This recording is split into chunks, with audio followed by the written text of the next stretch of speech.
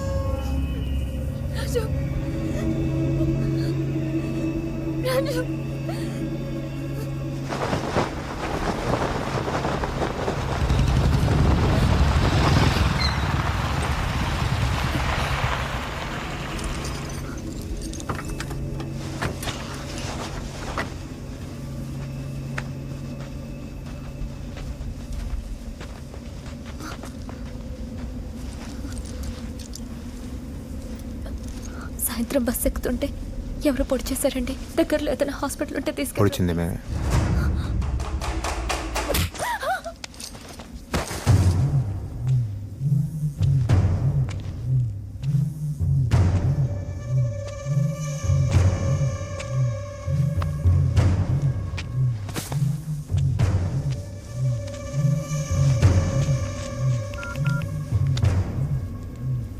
Just check it out.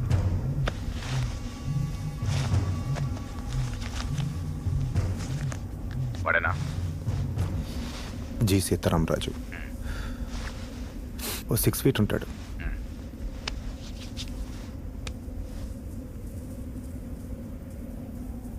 కళ్ళు నలుపు. That's right. కుడివైపు దంతం లేదు. Yeah. అన్నీ సరిపోయేశారు. ఎలా జరిగింది? వీపు మీద పొడిచారు. దెబ్బ లోపల తగిలినట్టు ఉంది. బయట పెద్ద రక్తం లేదు. ఓకే, అమ్మాయి ఎట్లుంది? ఇక్కడే ఉంది. ఇప్పుడే పడుకోబెట్టా. ఏం చేయమంటారు?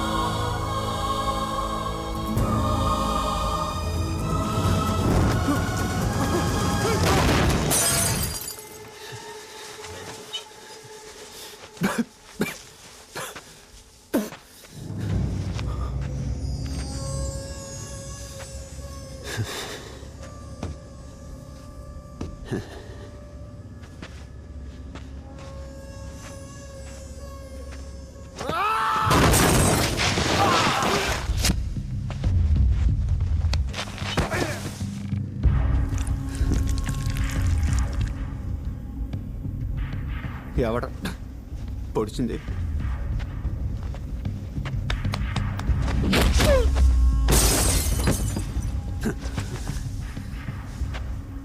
పొడిచింది ఎవరు? చెప్తే ఆడొకడే, లేకపోతే అందరినీ పొడిచి పరదుకుతా.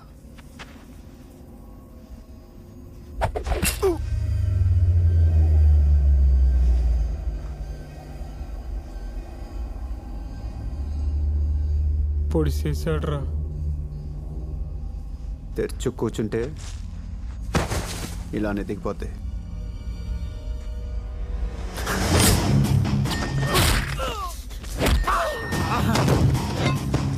వీపు విశాలంగా ఉందని పొడిచి పరదొప్తారా? ఈ కత్తిని తిప్పినట్టు కొత్త డిజైన్ అయిపోవాలా కొడుకల్లారా? పొడిచి పడుతామని నా కొడుకుని కూర్చున్నారు నీతో పడిపించుకోవడానికి.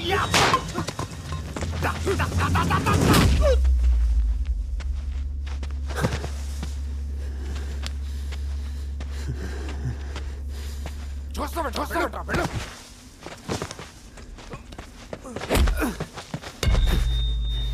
దీని పీకి నేను చంపేస్తారా? నీ అబ్బా!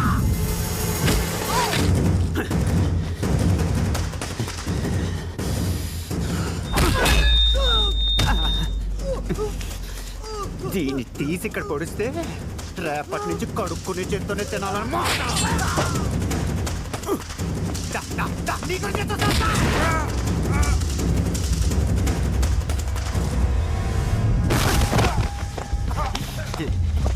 నువ్వు వీళ్ళకి లేడరా భయ్యా? నిన్ను పొడిచి పడుతుంటే శని వదిలిపోద్దన్నమాట. ఒక్క నిమిషం, ఒక్క నిమిషం.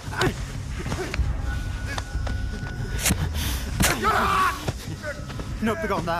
మరి నాకెలా ఉంటుంది? కాదు మరి. చెప్పు భయ్యా, వెనక నుంచి పొడిచి పడుతుంటారు నా కొడకల్లారా. ముందు నుంచి పొడి చేస్తాం. అదొకటి చచ్చిపో.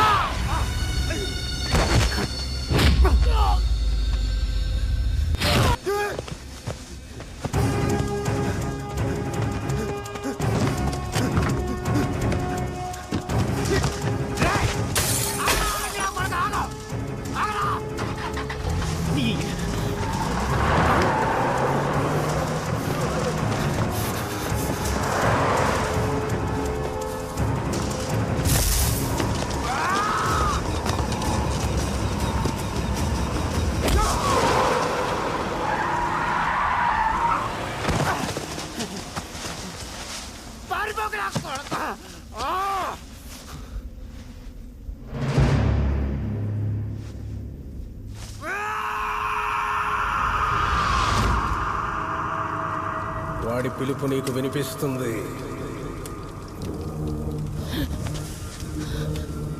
వాడి దగ్గర అవగానే పంచభూతాలు కొంతెత్తి చెప్తాయి. నేల ఒళ్ళు విరుచుకుంటుంది సిద్ధ.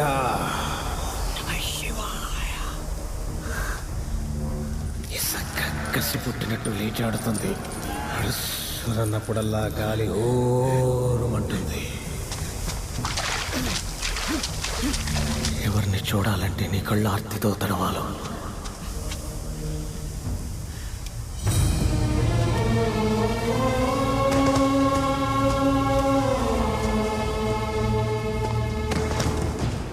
ఎవణ్ణి చూస్తే ఆకాశం అభిషేకం చేస్తుందో, ఎవడి వేరు చివర నిప్పు ఉప్పనే నాట్యం చేస్తుందో,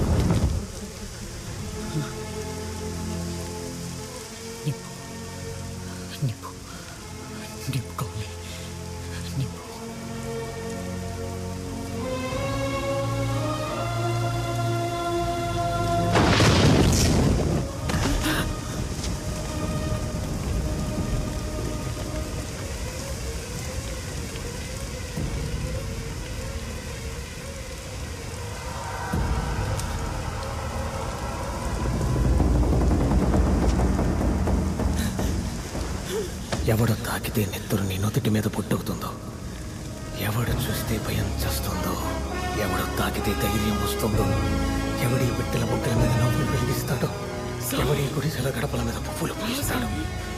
వాడిని తీసుకురా సీత, వాడిని తీసుకురా. మమ్మల్ని బతికించు స్వామి.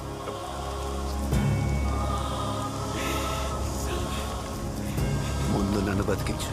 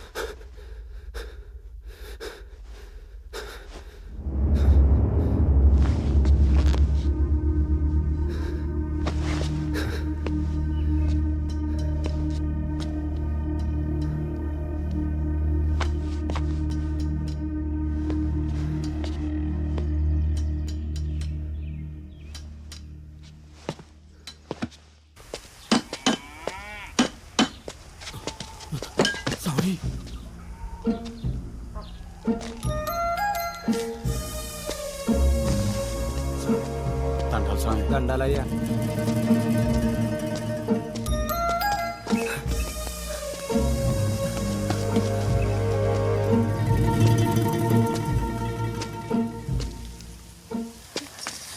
అబ్బా,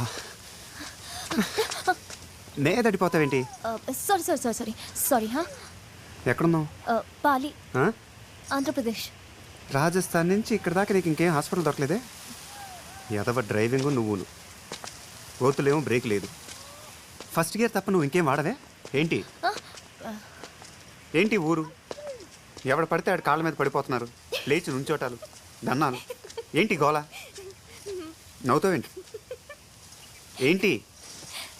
ఊళ్ళో అంతా దేవుడు అనుకుంటున్నారు. నేను ఏంటి దేవుడు? నేను టాక్సీ డ్రైవర్ అని చెప్పొచ్చు కదా. చెప్పాను. కృష్ణుడు కూడా అర్జున డ్రైవర్ అని చెప్పారు. ఎవడో? స్టాండింగ్ ప్రోగ్రామ్ మొదలు పెట్టేశారా? బాగుంది. ఏంటినా? ఏంటి భయ ఊళ్ళో అందరికి నేను దేవుడు అని చెప్తున్నావుట? ఉత్త దేవుడు కాదు స్వామి, 534 మందిని కాపాడడానికి వచ్చిన దేవుడివి. 534 మందిని కాపాడుతానా? 35 అయితే మన ప్రాబ్లమా? అసలు ఏం మాట్లాడుతున్నావు తెలుస్తుందా భయ నీకు? అమ్మ చెప్పింది స్వామి, చెప్పినట్టే నువ్వు నిప్పుతో వచ్చావు, నీరుతో వచ్చావు. యాక్చువల్గా నేను దెబ్బతో వచ్చాను, తగ్గంగానే కట్టుతో వెళ్ళిపోతాను. సామి, నా బిడ్డ సామి. చీచు బాగుందండి. చీచు. రేయ్, రేయ్, అది పేరు కాదా నీ అబ్బా? అది పెట్టాక నన్ను తీసుకుంటారా? రేయ్, ఆగండి. అమ్మమ్మమ్మమ్మ, పిచ్చి పీక్స్ కిలిపోయింది భయ మీ అందరికి. దేవుడు అంటే దేవుడు, నేను దేవుడిని కాదు, అర్థమైందా? నువ్వు దేవుడు స్వామి. అరుస్తున్నావు ఏంటి భయ? అంటే ఒప్పుకోపోతే కొట్టేస్తావా?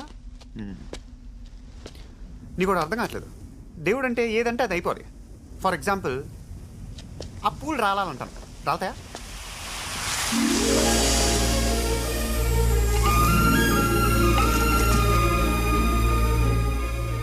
అంటే గాలి గట్టిగా. గాలి ఇందాకటి నుంచే ఉంది స్వామి, పూలు ఇప్పుడే రాలే. ఆహా, ఎదవ లాజిక్ ఒకటే. షిర్డీ సాయిలాగా కాళ్ళ కింద నీళ్లు వచ్చేయాలంటాను. వచ్చేస్తాయా?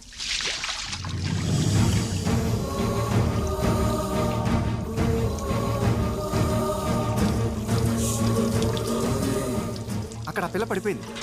పల్లం అట్టుంది స్వామి. బాగా ఇరిటేట్ చేసేస్తున్నాడు అన్న. వీడికి ఒక్క ఫైనల్ టెస్ట్ పెట్టాలి. నేనే దేవుణ్ణి అయితే ఆ గోడ పడిపోవాలి. రేయ్, రేయ్, ఆగ్రా!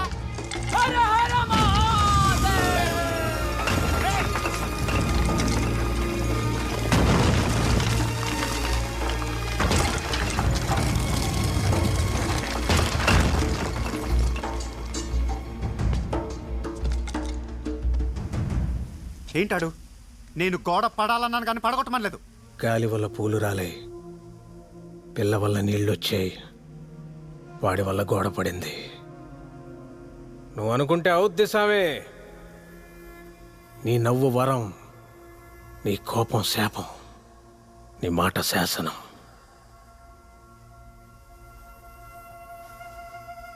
కాటుక నల్లని రాత్రి వేళ గురువుల ఆజ్ఞత గురుతు నిరింగితి. ఉత్తర దిక్కున ఊరిని విడిచితి. పల్లెలు పురములు పట్టణంబులు పేటలు దాటితి. కోటలు దాటితి. అడుగులు దాటితి. మడుగులు దాటితి. అన్నీ దాటితి. బొటన వేలితో నెత్తురు పొంగగా పులుపుగా నుదుట విభూతి ధరించితి. అభిషేకించిన ఆకాశానికి జ్యోతలు చెప్పుచు చెలగుచు మడి వస్త్రంబులు కట్టితి. మండలమ్ముగా మాగిన పిమ్మట భైరవుడయ్యి శత్రువుని చంపగా చూచితి నెవ్వరు చూడని లింగం. నిరుపద్రువమగు నిశ్చల లింగం. ఆదితేజమగు ఐక్యలింగం. పురాణప్రదమగు పవిత్రలింగం శివ.